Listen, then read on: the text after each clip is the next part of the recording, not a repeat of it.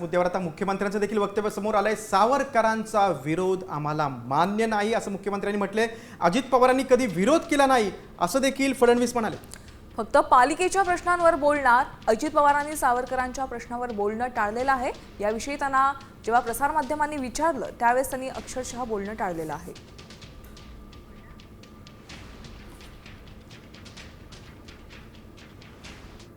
मला असं वाटतं की सावरकरांचे, वीर सावरकरांचे विचार हे अजितदादांनी त्याचा विरोध करण्याचं कारण नाही, त्यांनी कधी केलंही नाही।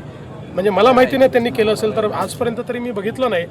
पण हे आमची भूमिका ही पक्की आहे की वीर सावरकरांचा विरोध हा आम्हाला मान्य नाही। तुम्हाला विकासाचं काही पडलेलं नाही। मी महानगर तुम्हाला कुठून तरी काहीतरी आमच्यात अंतर कसं वाढेल अशा प्रकारचे प्रश्न विचारून तुम्ही त्याला एक हे देण्याचा प्रयत्न करताय।